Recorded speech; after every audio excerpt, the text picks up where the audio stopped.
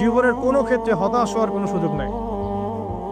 আজকে পারিবারিক ভাঙন বলেন, ব্যক্তি পর্যায়ের আত্মিক ধ্বংসই বলেন, সমাজের বিপর্যয় বলেন, যাই বলেন, পিছনে একটা বড় কারণ আছে।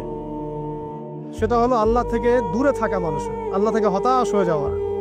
আর এই কাজটা শয়তান করিয়েছে মানুষকে আল্লাহ থেকে দূরে সরানোর জন্য। কিন্তু আল্লাহ রাব্বুল আলামিনের কাছে কেউ যদি যেতে চায়, মন থেকে যদি আল্লাহকে একটা বারও ডাকে, আল্লাহ তবে এক ডাকের মাধ্যমেও তার গুনাহ মাফ করতে পারে। দুজন ব্যক্তির ঘটনা পড়লাম। একজন ব্যক্তি প্রচন্ড রকম আবেদ, প্রচুর ইবাদত করে। আপনারা জানেন ইবলিসও কিন্তু আবেদ ছিল, ইবলিস কিন্তু প্রচুর ইবাদত করেছে। এখন ওই ব্যক্তির একজন বন্ধু ছিল, এটা বানু ইসরাইলের ঘটনা। তো সেই বন্ধু পাপী ছিল, বিভিন্ন কবিরা গুনাহ করত।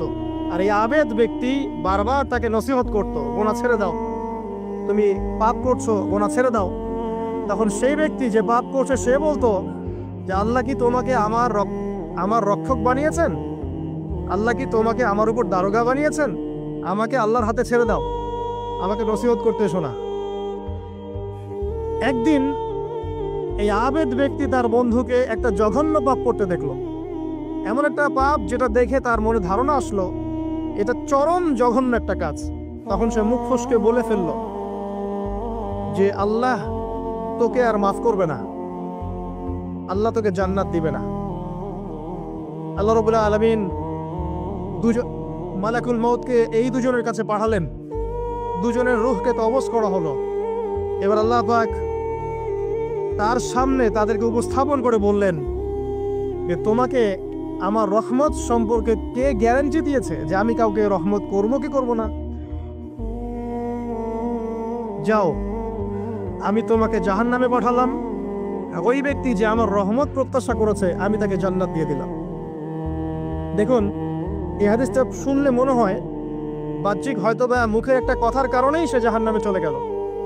আসলে বিষয়টা এমন নয়। বিষয়টা আমি আপনাকে বোঝাচ্ছি। বিষয়টা হচ্ছে ইবলিসের মতো। ইবলিস কিন্তু শুধু মন থেকেই বলেনি যে খলাকতানি মিন নার ওয়া খলাকতাহু মিন তিন, আমি কেন তাকে সাজদা করব আদমকে? আদম তো মাটির তৈরি আর আমি তো আগুনের তৈরি।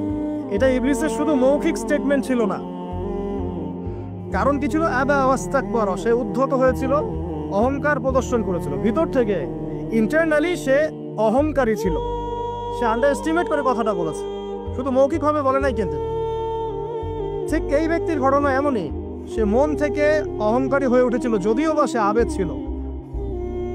এখানে আমরা যারা প্র্যাকটিসিং মুসলিম হওয়ার চেষ্টা করছি, আমাদের জন্য এখানে নিদর্শন আছে।